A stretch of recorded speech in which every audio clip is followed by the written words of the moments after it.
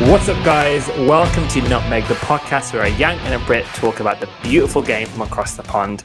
I'm, of course, Faisal in Dubai, holding down a crown in the UK at the moment. Andrew, of course, representing the Stars and Stripes. How are you today, bud? I am phenomenal. We're actually getting ready for game day this week. We got a Wednesday midweek game coming up for the college team that I coach, so we're getting excited. Should be a good one. Nice, man. All happening in real life, happening in the Premier League, happening in the US, the UK, international. We're currently in the middle of the international games at the moment. So we've got a couple of friendlies, a couple of World Cup qualifiers at the moment. So we've got some interesting points to look upon at the moment, which we'll get into that with yourself, Andrew. But of course, we're back. If you listen to our last episode, we were obviously going through our last season predictions, getting an understanding, talking about our current predictions for the new season. But what we wanted to do was use a bit of time just to rant. I think that's the best way to look at it at Manchester United.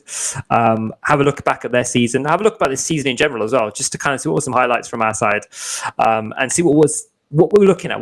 How was the season looking at? And we know, if you're avid listeners, you know this isn't going to be a very happy episode. And of course, we're going to look at more generally about what do I Nutmegged of the week, and we're going to learn more about the US men's national team, and of course, a transfer market as well, which is going to be interesting. One of the biggest transfer markets of all time, which is interesting. We'll get into. Andrew, do you want to start us off with a couple of highlights from last season? Let's kick this off. Yes, I would love to do that. And a spoiler alert, yeah, you said it's not going to be happy. I'm actually happy because, spoiler, Onana looks like he's out.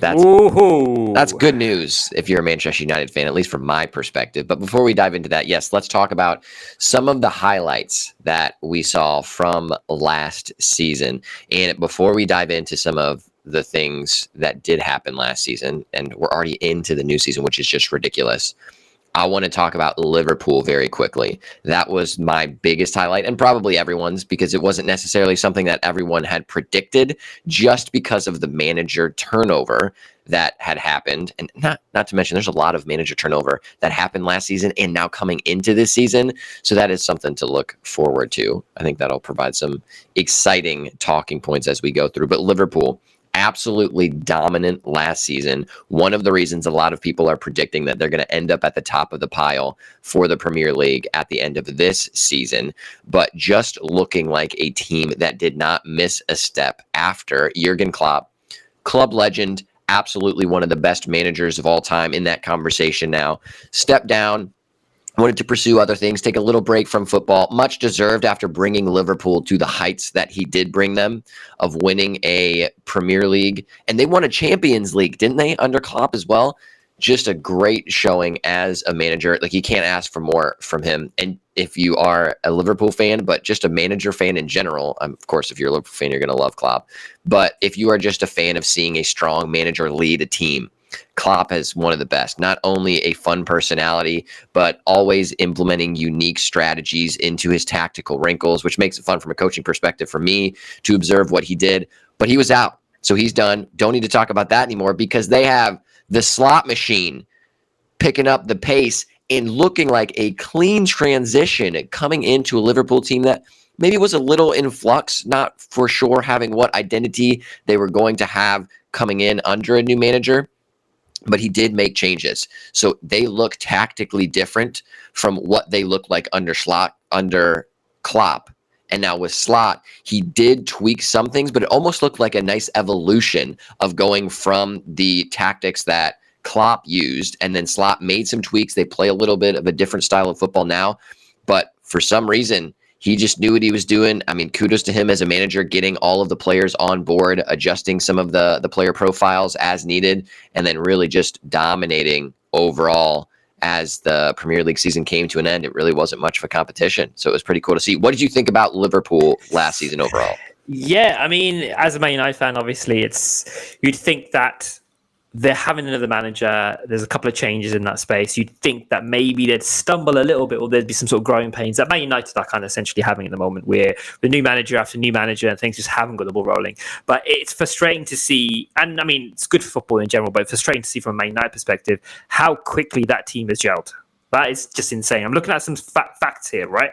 So number one, and hurts most Man United fans. Now we are currently, they have clinched that the 20th Premier League, which equals Manchester United's all-time record. So we're up to 20. The 20 league titles. It's matching now. Where we're drawing with those guys. They actually beat on the final, essentially the match day 34. So this is like penultimate match day, right? They sealed that win with 5-1 against Tottenham Hotspur. So at the very end, there is just no holding back. Still 5 goals against Spurs. They actually finished with 84 points, 10 points ahead of Arsenal, right? Which I'll get into in a second. And also Mohamed Salah scoring 29 goals and 18 assists is crazy. Like, just Premier League, I wouldn't say they steamrolled it, but they just had those 1-0 ground out the results, for example. And I just felt like Arsenal just didn't really get going at the end of the season. It felt like there was a couple of slip-ups, and then losing that to 10 points to Liverpool is crazy. I mean, I don't even know where to get started with Arsenal. What are your initial thoughts? I mean, if you're an Arsenal fan, you're thinking time's ticking, right? Yeah, it's such a weird scenario if you are an Arsenal fan, because they're performing well overall. Like, if I'm a Manchester United fan, which I pretty much am, usually it depends on the day. Depends how mad I get about the club. But I would love to be where Arsenal are, because they're competing every season toward the top of the table. I mean, at least top 3 typically.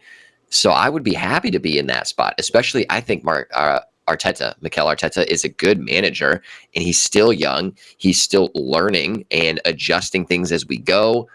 I just think that I would be happy. I think that their time will come. It's always going to be competitive in the top 4 spots in the Premier League, and that's even expanding now. It's getting even more difficult, I think, in the top portion of the table of the Premier League, because there's a bit more parity. More teams are investing in the right types of strategies to make them competitive. So whether that is like toward the top 4, you're just spending a ton of money. Whether that's like your top 8, they just have a bit more of like a better recruiting strategy. They bring in the right players that fit in the right systems to make them more competitive, just like a Nottingham Forest that we saw last season, which we'll talk about them for a second as well. Like, just so many tough things to do if you're a club to try to compete and win a trophy, particularly in the Premier League. I really just don't have anything bad to say about Arsenal, because I think they're competitive. They're continuing to do the right things, bring in the right players, try to find the right type of profile that fits the system that Arteta wants to play. I would just keep holding steady if I was on that ship. So that's where I would be. I would be happy. Yeah, I think as an Arsenal fan, you're seeing the growth, you're seeing development, you're bringing in players, for example, players that want to play for you. You've got Champions League football 2 years in a row. Like, you're heading in the right direction. I'm just going to blast through a couple of other results, by the way. Speaking of Champions League as well, we had, of course, the mighty PSG, who were just... I mean, that Inter Milan game 5-0, I don't remember, it seems ages ago, but watching that game, just seeing the sheer domination of the PSG team was crazy. Of course, the FA Cup as well we had, which was Crystal Palace actually beating Liverpool, which is an interesting one for the books as well. And of course, we had, in terms of the Europa League, we had, of course, Spurs somehow against that Man United team, who forgot how to play football that day, beating 1-0, which has changed the trajectory of the Premier League transfer market and 2025 for good, to be honest. So, any of those results that are shocking to you, or any thoughts? Yeah, I wouldn't say the results are shocking. I think, being a manager, you know that on any day, any team can get slapped. The objective is to prevent that happening and just being more consistent, and if you have an off day, which all teams do at every level, is like maybe just trying to lose 2-0 as opposed to like getting hit with a 5-1 loss. Different types of scenarios for different types of teams, of course. But some of the things I think that happened last season that were really cool are some of the new faces that you're seeing in Europe after a few years of just kind of the same consistent things. So we know that Chelsea finished higher than a lot of people thought. Not me. I got them right on. That's one of the only zeros I had in the predictions, which didn't help me anyway in the end. So if you want to hear about the predictions and how they went for us last season, go check out the previous episode. Yeah, spoiler there. Not the best for me. Granted, not the best showing for either of us, but yeah, I'll take the L for sure. But that means that Chelsea will be in one of the Champions League spots. So that's exciting. I'm curious to see what their thick squad will look like in the Champions League, because they're kind of built for this type of playing where they have their Premier League season, but now they're in a hardcore European Championship because they have such depth. Curious to see how that will filter out and how they utilize all their players. Not only that, Newcastle in the Champions League returning, I guess they were a powerhouse back in the 90s and did some good stuff in European football, but now actually back in the higher levels here. That'll be exciting to see, even though they did lose some of their players. So it'll be interesting to see how they're competing in that competition as well as in the Premier League now. But then Nottingham Forest are in European competition as well. Not something anyone was anticipating. So that'll be exciting to see how they bounce back from such a great season last year as well. So I think that is the new faces in Europe is one of the exciting talking points for me. What do you think about our European competitions going into it this year from last year? Yeah, I mean, it's exciting for like you said, the likes of Chelsea, for example. I do think PSG will probably dominate again. I think for me, as a squad, the depth they've got, but also the players they've got. I mean, I know that what's his face? Ousmane Dembele is injured. I think he's out for 6 months, which is quite a pretty big loss. I think he was lined up for the Ballon d'Or, so I'm hoping he still gets that because I think that'll be pretty solid for his performances last season. But also the likes of Dua as well, is it? Plays for PSG again. Really young players, really quick players, and it's a shame Man United aren't in there. I think that's the key. I mean, as a shame as a fan not to see this high level of football at Old Trafford. I think it's not there. But I think if we talk about high level of football, Man United just aren't in the same breath as high level of football. I mean, I don't even know where to begin on this Man United squad, or even how to dissect this season. Was the number I try and forget the number. When there's when it's double figures, it's not good for Manchester United. A club of this level should not be anywhere near that, to be honest. And then, of course, the Europa League, which was awful as a game, but also I knew a lot of this season hinged on the power of that game in terms of money, in terms of bringing players to the club. And you've seen that in transfer market. Before we get into transfer market, what is your take on Manchester United of last season? That is the important question. Yeah, it is a deep question. Before I do that, let me tell you one of my favorite things from last season, which will segue perfectly into this. It's the Manchester City collapse.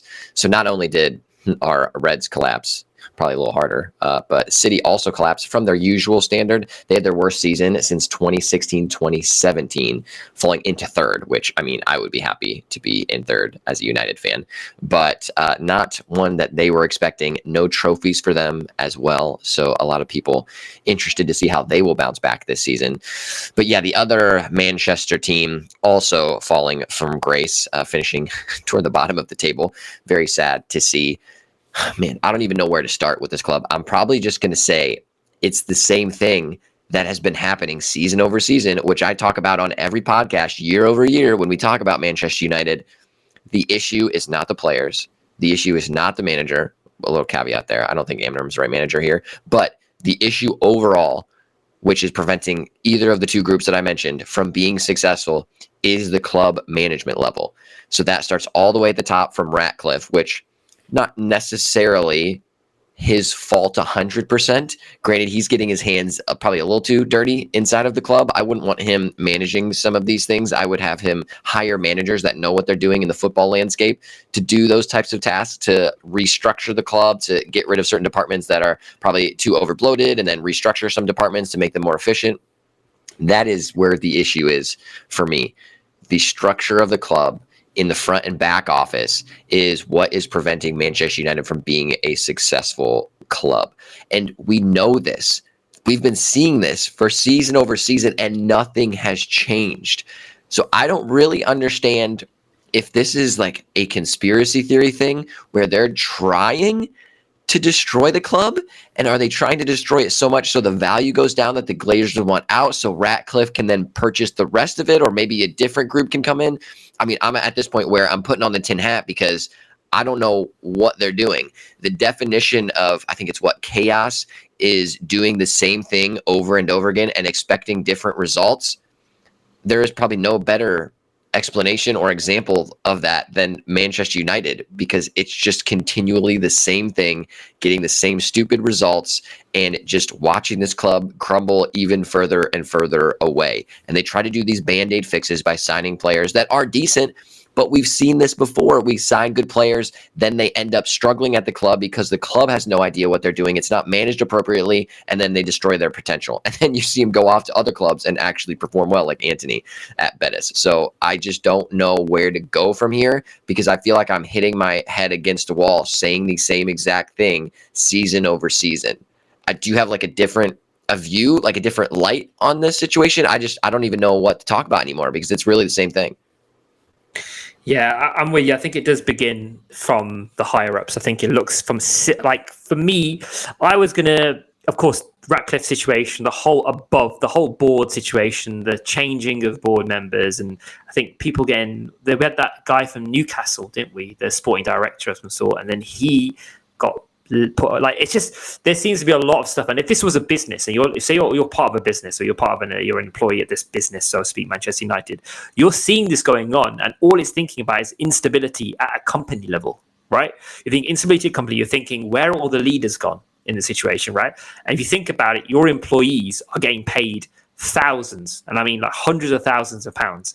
Prime example, right, was this Grimsby game, and I'm sure we'll get into it, but this Grimsby game, now, people were slating this whole like Ruben Amorim situation. This whole thing went viral. We've all seen it, right? Him on the little clipboard with the strategy, and he's moving things around, and the people replacing with funny things. Cool, I get it. We are a laughing stock at the moment. I appreciate it's Grimsby Town, but there is only really, in my opinion, right, those 11 players, right, those Manchester United players versus on the paper 11 Grimsby players, right? The amount of money, right, amount of training that Manchester United players have. Personally, those 11 players should beat that Grimsby team without a manager.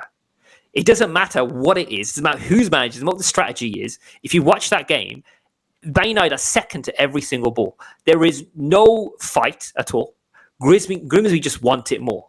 Now that you can't get from a manager. The manager can get as many stuff as he wants to and put it on the board and go strategize wherever it is. At the end of the day, these players are Premier League players, right? They've played against other clubs. They've played in different levels, right? They've played against the Arsenal game, for example, was a good 45 minutes of here we go. We got something going on here. Like, there's nothing. There is just, for me at the moment, is the players don't seem sure of what they're doing. That necessarily is a manager thing, but also is as a club, I don't know, we're training people correctly, or is there just the passion isn't there, the fight for the shirt isn't there? But these 11 players should not, it doesn't matter. You don't need a strategy to beat a Grimsby team. It's like going to, like, it's another league. You should go in, play the man in front of you and score goals, irrespective of that. You've got players who've got better quality than the Grimsby Town players. No disrespect to the Grimsby Town players, but the quality just is different. But we were just beaten soundly. And that, for me, it shows that not just at the top level, that Manchester United are far, very extremely far, and we just don't have a plan yet. The players just don't want to play for the club anymore. And there's just a feeling that we're kind of going nowhere. We're a bit lost at player level, as well as Amorim, etc. I just feel at a player level, it's just a bit lost. I agree. So to get into the weeds with the Grimsby game, you're 100% right. I think if I was managing Manchester United, I could win that game. Just looking strictly at the rosters, you should 100% have that Manchester United roster, no matter what label of team that they're on, just player for player, should be beating them 10 times out of 10. Like, there's not even a conversation where there's maybe a Grimsby stunner. Like, that should 100% be a United win every single time. That is the scary part to me, because I always talk about the club structure. I still think that's the reason, like the culture that is being created from the club. It's the same with like my Terra State team. So I coach, if you're not aware, at a community college here in Ohio. So community college is a 2-year school. So there are 4-year colleges where you go, you get your 4-year degree. Most common people would think of that. Then you have your 2-year school, which is an option of you can just get a 2-year degree, and it's a little bit more specialized. So that's like some of your skilled trades jobs. You can get a nursing degree in that portion of time. Some more of those like specialized career paths. Then if you want, you can continue on and finish your 2-year degree at a 4-year school.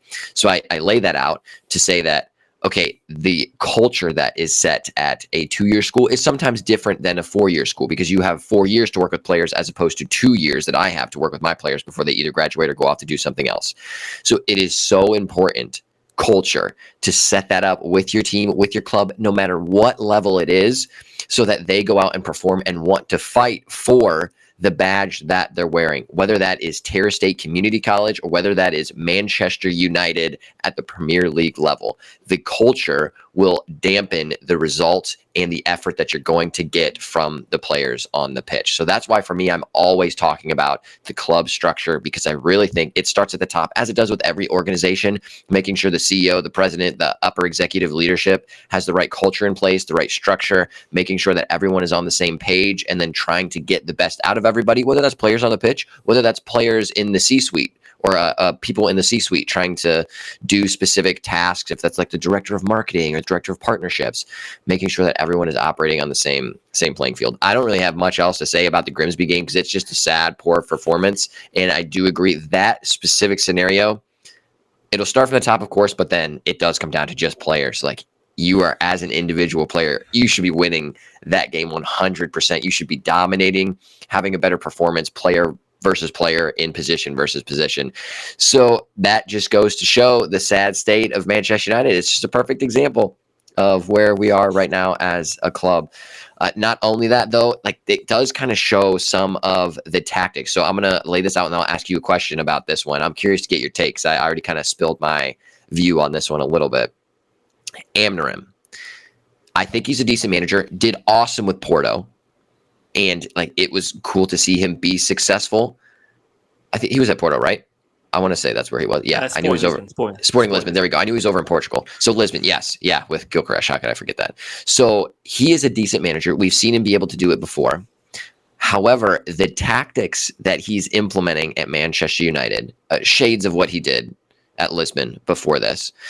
But comparing some of the matches that I've watched before, it shows that he has some flaws in his systems that maybe he just doesn't comprehend himself, or he doesn't think are flaws and then just doesn't see them the same way. But he relies heavily on wingbacks, which is okay. But then there are other pieces of your system that you have to integrate, which it's just fallen off. So he just relies so heavily on those wingbacks that every other structure of his system and his tactics end up faltering, because there's such a reliance on those. And they're individual players. Like, they're not going to be able to carry the team for you unless you have like a Harry Kane as a wingback, which I don't even know if there's a wingback that's at that level that would be able to carry a Manchester United like this in this type of system. He has such a rigid system where he expects players to perform a specific type of task and doesn't give them a lot of fluidity to be creative. But then sometimes he gets frustrated with that. So then he gives them free reign, and then it's just a mess of a system because they have too much creativity and there's no real structure that they're trying to follow anyway. Then he tries to dive back in and like create some different patterns of like progression, but then those patterns are pretty standard and basic. Like, I see those types of patterns being run by other JUCO schools over here that I'm coaching against, which, no shade, like, definitely those are fundamental good things that you can do. But then you usually take one of those fundamental systems and then you build upon that and get a little bit more creative, especially if you're a full-time coach, because I am literally just like a part-time coach over here at a community college. Like, I have other jobs. If you are a full-time Premier League level coach, you should be able to create some interesting tactical wrinkles that will end up winning you games, because that's your full-time gig. So then my question to you off the back of this: is Amnarim the right manager for United? Usually I'm of the take that give the manager time. I don't know if he's the right guy. I toy with this a lot, and I do flit a lot on this. Now, for me, I sometimes think it's unfair to put it just on the manager and whether it's the right manager or not. Right, in certain occasions, like the Grimsby Town one, for example, I wasn't mad at Amnarim, I was mad at the players, for example. Then you look at the Arsenal game, I'm thinking, wow, he's drilling them in here really well. We're running after each ball. Yeah, we lost, and I get it, right? But like, still, that was some of the best, like 30, 40 minutes of like actual getting the ball. I'm thinking, okay, so this is training. This is Amarim's style of play here, right? Where we're actually doing performances here. But for me, I do flit around with this. Amarim as a manager is a great manager but he needs a particular squad to work. Now, other managers will take whatever squad they're given and turn that into gold, right? A Pep Guardiola, for example, is a prime example of that. Yes, he had players already, but all he really added was jigsaw pieces to the puzzle he already had going on anyway, right? He had players around him. He knew what players. He had to get the most of the players. His man management is very important. And I want to pull a link into man management for 1 second, because for me, saying, and this is genuine, and I'm waiting for this podcast just to say this because this is unforgivable in my opinion, saying that Kobe Mainu, right, is in competition with Bruno Fernandes is such a ridiculous statement, right? Because they're two very different players, and there's no way you can have both Bruno Fernandes or Kobe Mainu on the pitch at one time, right? That's one thing. Number two, Bruno Fernandes is an established captain of Manchester United. Kobe Mainu is one of Manchester United's and England's, let's clarify that as well, and England's, one of the best players in the Euros, right? And is a fantastic player in his own right. But putting him and giving him, imagine you're a player right now and you're being told that you're up against a player that's undroppable in Bruno Fernandes.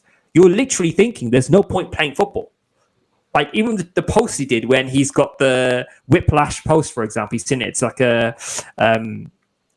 it's on his Instagram, right? Like he's trying. He's trying his best. Garnacho is a prime example of that. Yeah, his attitude wasn't great, but again, one of Manchester United's best players. Is that a management thing? Was he just like he's throwing his toys out? I promise it's not really for me. You know, let's just go and Garnacho is done. Like I just feel like there's key players in that. Rasmus Højlund, for example, the way I personally think that depth alongside Benjamin Sesko would have been fantastic. Yet he's gone as well. Rashford, another prime example, just doesn't fit into the system.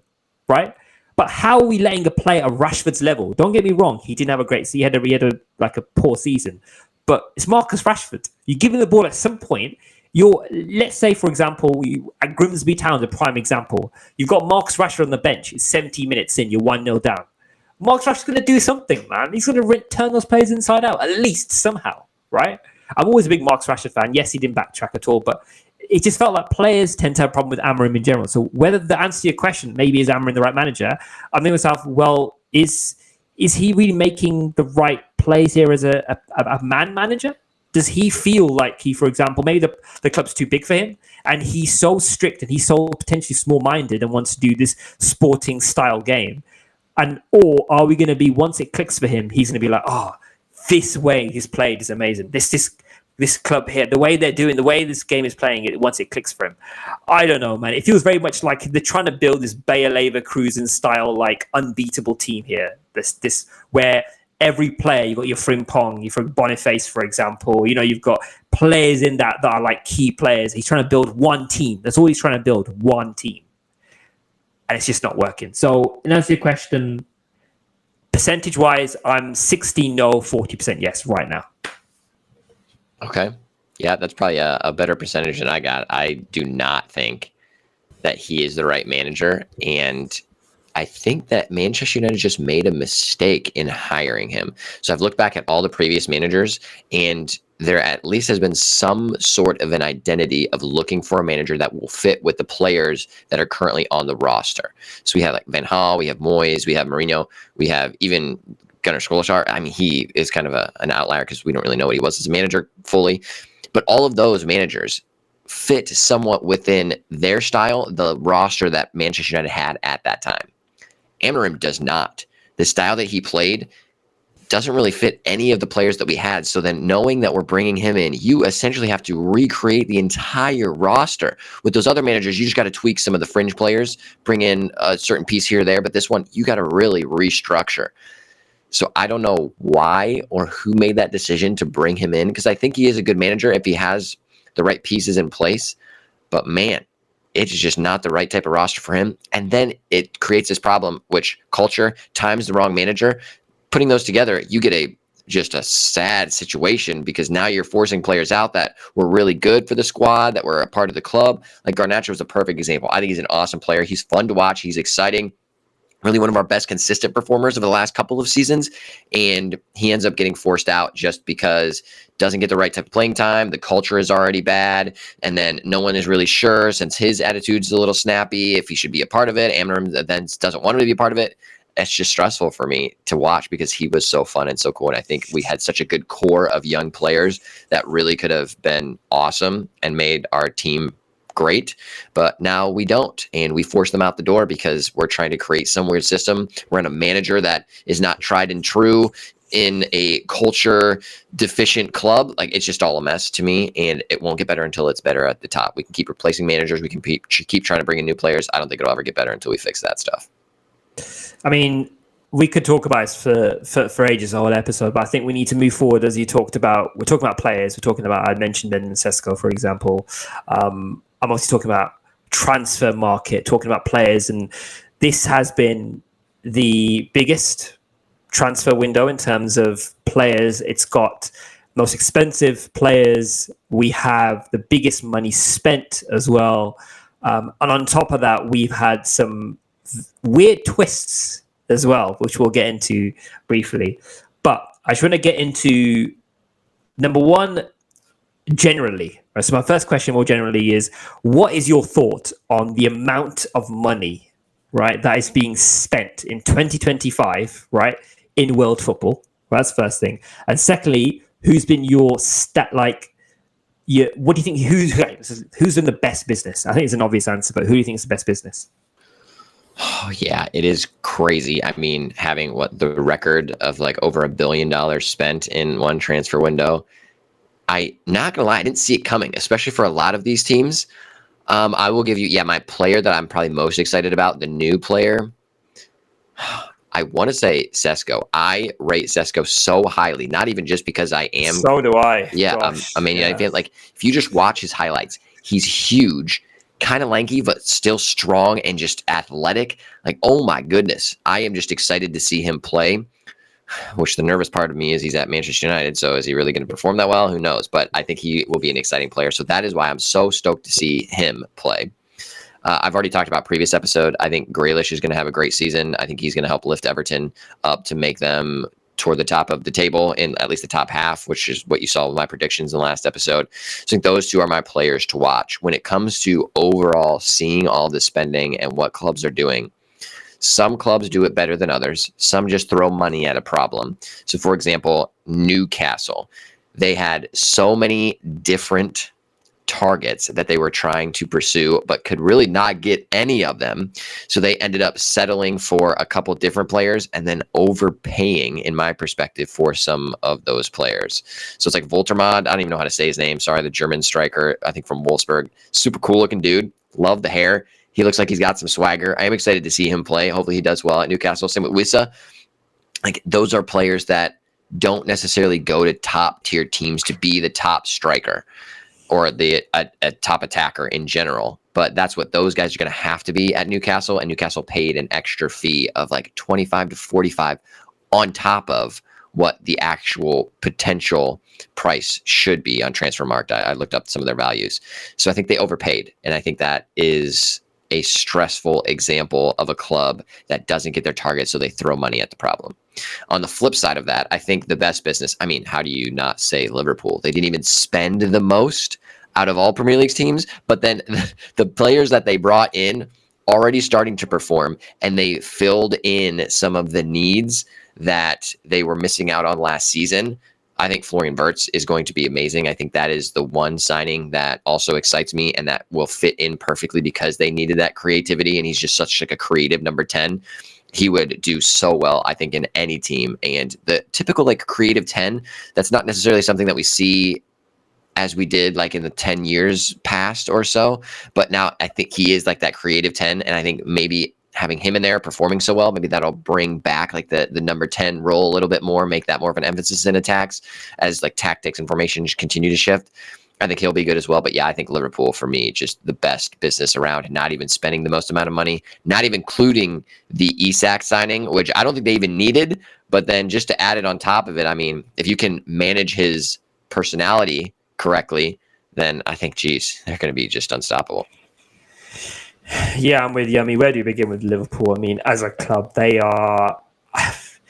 I mean, I'll get into this. I want to ask you something afterwards about this particular thing. It's actually my take or leave it. So it's going to come up, but I'll come back to that in a second. But I really feel like they just knew what they wanted, And as a club, who doesn't want to play for Liverpool at the moment, right? They have probably got the best chance Premier League. They've probably, money-wise, they're just pretty comfortable. You don't need to tell a player that they're coming to Liverpool twice. Like, when Liverpool's an offer, you're coming through.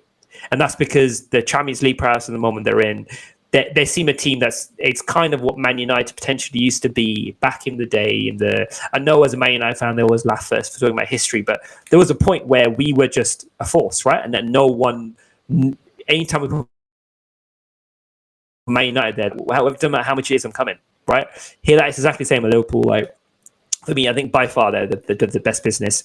I think another thing I was going to mention, obviously, was the dark horses on this are Spurs. If you think about it, if you think about Kudus, for example, you think about the likes of Xavi Simons, which is going to be Simons, is going to be insane when he gets in that, especially the fact that James Maddison's injured. So there's that, and on top of that as well, you got Kwala Mwandi, which is going to be Kwala Mwandi is an incredible player. So I think for me, they are going to be probably the ones to watch as well. What I think more generally about the transfer market is it the Saudis that are really kind of pushing this up? Because are the Premier League clubs, for example, are potentially other clubs around the European market looking at the Saudis and going, well, any of our players could just go there if they want to, really, if they were really after the money. So is it a case of them, do you think perhaps that the Saudis are bringing that money, which is meaning that players like Voltamolde, for example, is like 90 million? I think the Bayern boss or the Bayern sporting director, for example, was on an interview recently and him saying he's not worth it at all. And saying, I mean, that might be a bit salty from his side, probably, I'm assuming. They've got Kane, they don't need anybody else, but like maybe for him saying like he's not worth it at all, like it's the Saudis that essentially have pushed the prices to that point. So you think that potentially the Saudis are shaping the market? I don't. I think that is just an uneducated or an angry view on the economics of transfers in the world of football. Ultimately, it's just supply and demand. It just depends on who needs who and who's willing to pay what amount of money for that who. The issue, I think, overall is that we put such an emphasis on certain types of players in certain types of systems. Because if you're looking at a Brighton, like they don't spend a ton of money typically. In the past transfer window, they did spend a nice little chunk, but typically they're a selling club and they bring in and develop players. They're not spending a ton of money, but they're doing pretty well and they buy players smartly. Then if you look at other teams, so now this past window, you look at Liverpool, you look at United, you look at Newcastle, they're overspending on the typical value of what you see a player is worth. I mean, now it comes down to the clubs that are willing to pay that. It's just there's always the Premier League tax that people talk about, the United tax, that players are more expensive for the teams in that league or for those specific teams because all those other teams that are transferring those players into them know that they have the money to be able to spend to do. And this just further cements that. So I think you have to be more of like a Brighton and purchase players that are more of those key players or that are developmental pieces for the future. That's the only way that this market will kind of calm down. Because is Isak, do you really think Isak is worth whatever the 145 that was paid for him? And I'm sure there are add-ons on top of that. Like, to me, I don't think there's a player that is worth that amount of money when you could go out and buy 4 or 5 players for that price that are younger, that you can develop and then keep a part of your program longer, and that won't have the pressure to perform like an Isak would. So I think, yeah, overall, it is not Saudi. It is the higher clubs that are paying these prices, that are pulling the Premier League tax higher and the club tax for those individual clubs higher as well. So that's what I think is the issue with these high inflated prices, and it won't go down until those clubs just stop paying extra money for these types of players.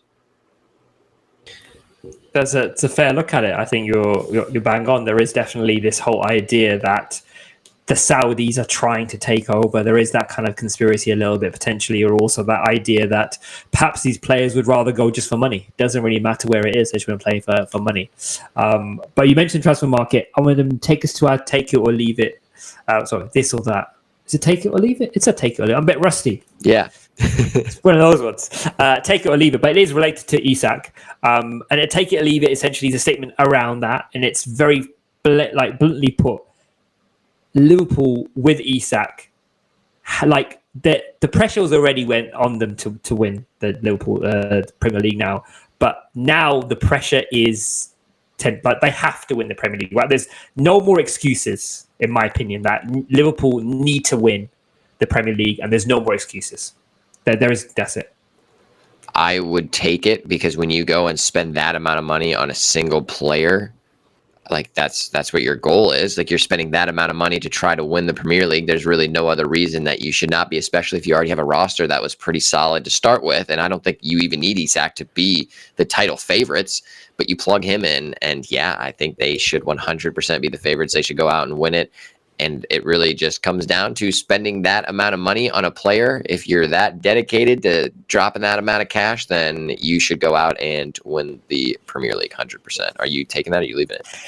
I'm with you. I'm exactly the same. I just think they already had it on their back, so they needed to win, right? But now with the likes of Isak, it's technically Liverpool's to lose now. And the pressure on them was already there, but now they are beyond favourites. They have to win it now. There's no two way about it, right? Like where did you? I think I had them as winning again. You had them winning it again, Diaz. So it's so clear now, and they've added Isak into that. That depth now is just unbelievable.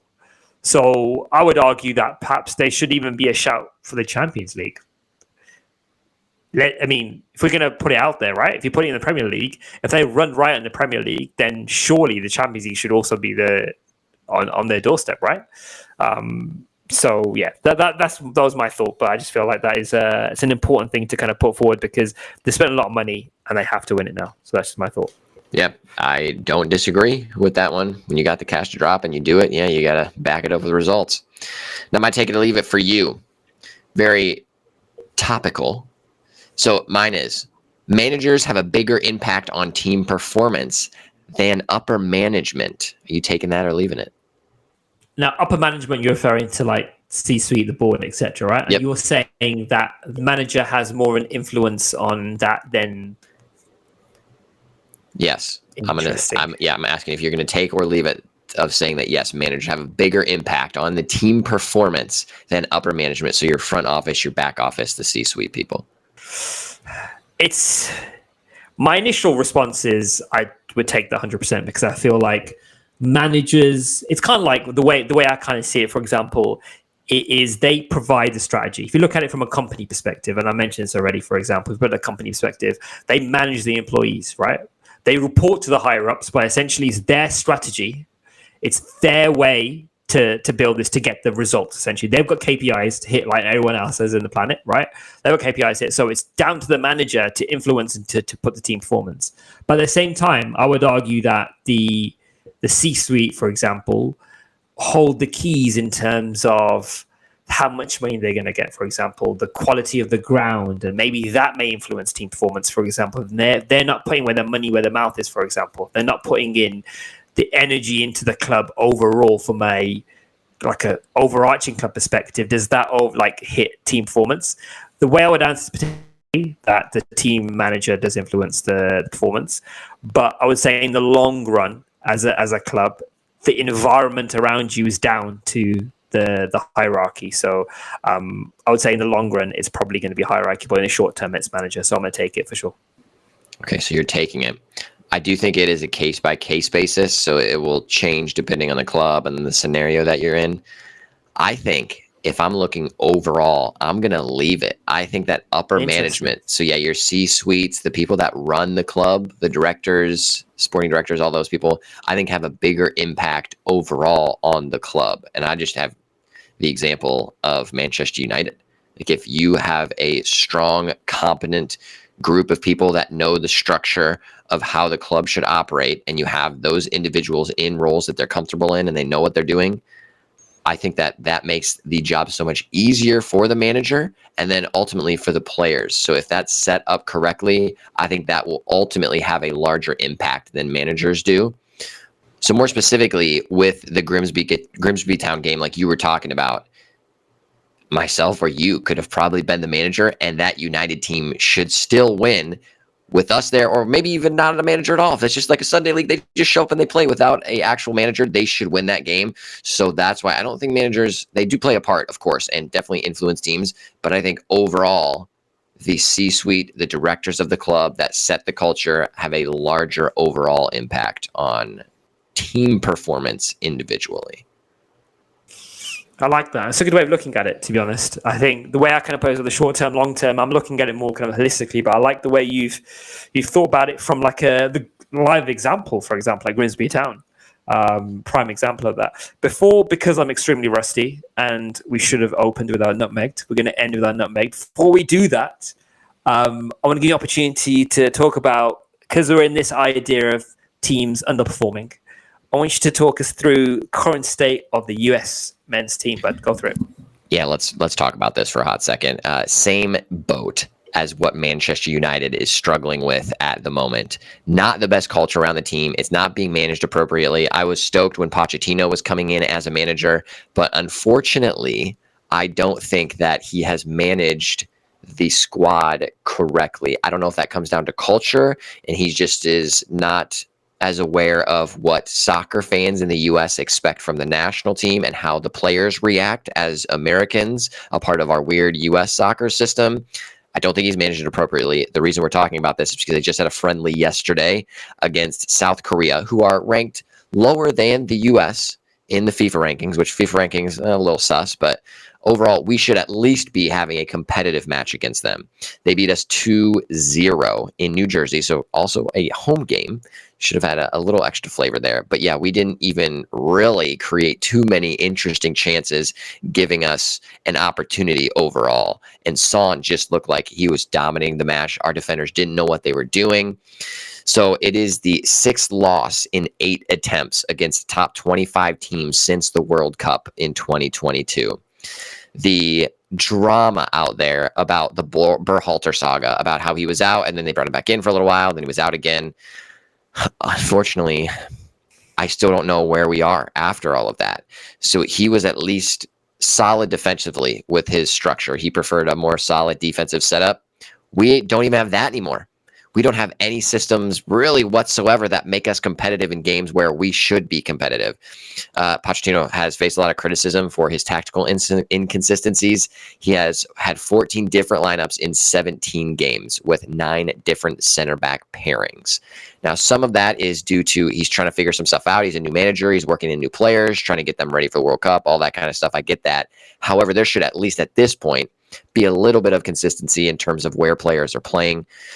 It's just a stressful time to be a U.S. men's national team fan. Now we have to go to an even tougher Japan team on the 9th. So that's going to be scary. So I'm disappointed as a U.S. men's national team fan, as I am a Manchester United fan. I feel like my national teams let me down. My club teams let me down. Thankfully, I'm a whole city fan. So our results haven't been too bad over there down in the championship. So the local club at least doing me right. I was going to ask how Hull City are doing, so that's good to know, man. Yeah, spirits are still high. Some respect. trying to be. That's all we can do.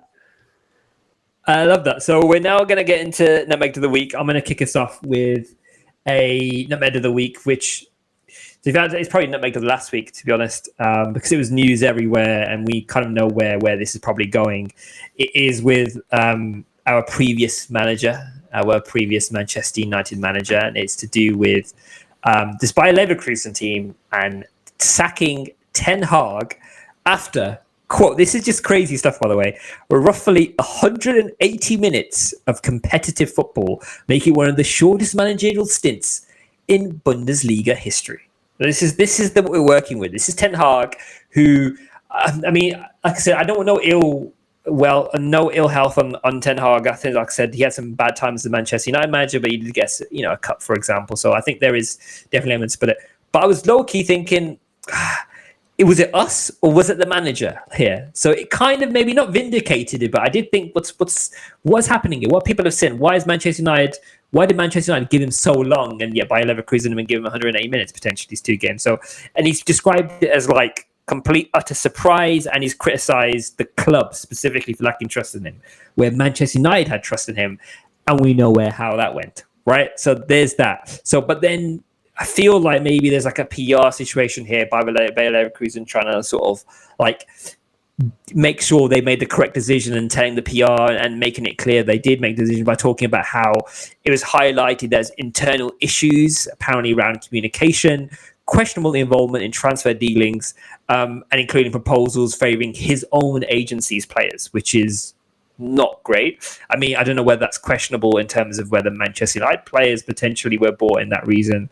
Apparently, there's a bad atmosphere in the club as well, and he did still manage at least one win, and it was against a lower division team in the German Cup. So it's not looking great, and I think they were just like, it was cut our losses really early. But I'm sorry, it is crazy that you're giving a manager 180 minutes of football and gone, yeah, this is not it. There's obviously more deeper levels to it. But that is my nutmeg of the week. So yeah, just unfortunate Ten Hag times. Yeah, I don't rate Ten Hag super highly as a manager. I do like his more direct, kind of intense style. Sounds like he's not a great man manager or culture manager in general. So at least they made the decision of saying, okay, definitely not the right path of where we're going to go. We need to cut ties ASAP. But then that's Leverkusen's fault for not going through a better hiring process. Like, what are you doing? If you hire a manager and then get rid of him that quickly, you need to figure out how to hire a manager and actually have some process in place to make sure you're doing that the right way, so you don't have to fire your manager. And then I don't even know how long his contract is, paying him for the next X amount of time. So yeah, a little goofy on the Ten Hag front. Mine also is not the happiest of scenarios. So Raheem Sterling, he did not get a transfer move if you've been paying attention to the transfer market. So he is still at Chelsea. And he has made the decision, instead of moving, because he didn't get the move he was looking for, he is just going to sit out for the next 4 months. I always think that's crazy when players just sit out and don't play, but they'll just practice.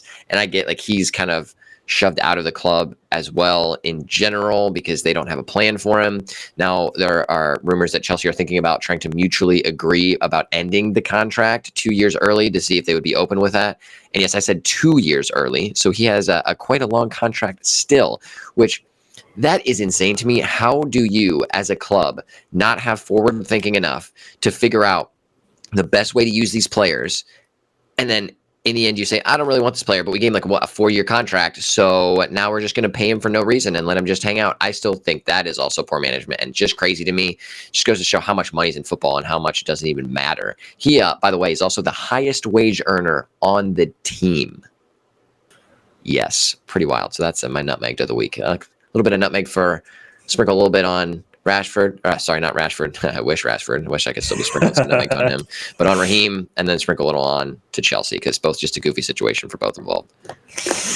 Yeah, it's. I liked Raheem Sterling. I mean, as an England fan during the Euros and some of his performances, I think he's a really good player. I think I just don't like the way it's ended up in this sort of fashion. I think he was very good at City.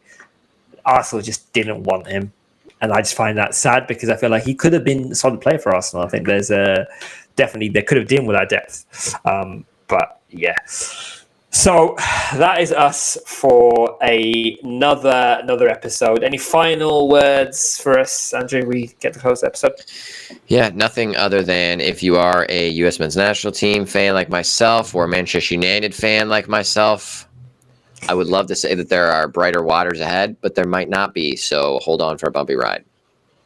Hold on for a bumpy ride, indeed. So appreciate you guys joining us. We'll see you guys in a couple of weeks. If you've got any questions, do DM us, and hopefully you get into a little pitch somewhere, and just make sure one thing, you just don't get in the make. So enjoy, guys. Bye. Peace.